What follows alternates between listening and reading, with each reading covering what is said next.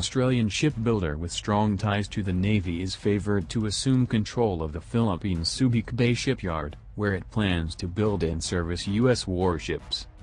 Austal, based in Western Australia, and U.S. private equity firm Cerberus Capital Management are in the running to take over the yard from Hanjin Shipping, a South Korean firm that went bankrupt in 2016.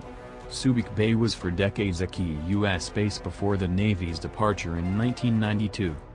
A pair of Chinese companies signaled interest in Subic Bay last year, but media reports suggest the Austal-Cerberus bid may be the strongest.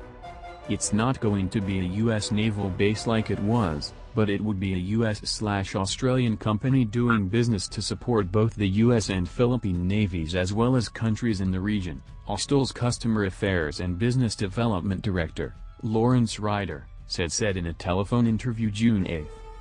The Sydney Morning Herald in a May 8 article noted the company's interest in Subic Bay and its hopes to build the first 6 of 18 offshore patrol boats for the Philippines, a project worth $950 million. Austal's partner in the prospective Subic deal, Cerberus, has $42 billion in assets, including 2 U.S. defense firms. CEO Steven Feinberg was considered by President Donald Trump for a top job at the Office of the Director of National Intelligence, according to the New York Times in April. Nikkei Asian Review reported in December that Hanjin defaulted on $1.3 billion in loans and that Austal's offer is subject to negotiations with the 340-acre shipyard's creditors. Before the yard's collapse, Hanjin invested $2.3 billion in Subic, according to the newspaper.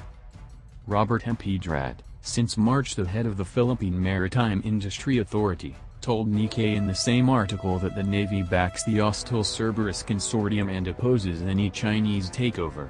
M. Pedrad at the time was a vice admiral and chief of the Philippine Navy. "The U.S. and Australia are good friends of our country," he said, according to the newspaper. "They are allies of our country. I have a very good relationship with the Chief of the U.S. Navy and the Chief of the Australian Navy." The U.S. Embassy in Manila did not respond to emailed questions about the move. Ryder said Monday that he couldn't comment on negotiations other than to say that the company is in discussions about expanding its capability in the region. Austal is looking at options in the region to support the U.S. Navy and the ships that the company has built and delivered to the Navy, he said, adding that it hopes to set up a maintenance facility for ships of the U.S. Navy and Military Sealift Command.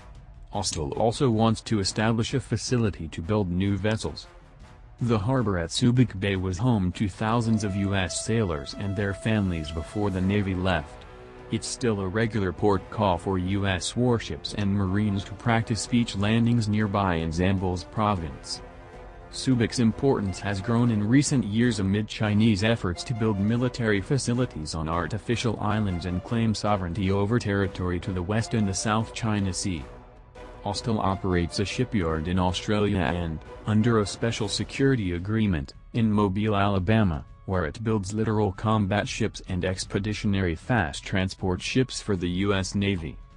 The company already has an extensive operation on the fringes of the South China Sea to include shipyards in Vietnam and at Cebu, the Philippines, and a service center in Singapore, where the littoral combat ship USS Gabrielle Giffords is deployed.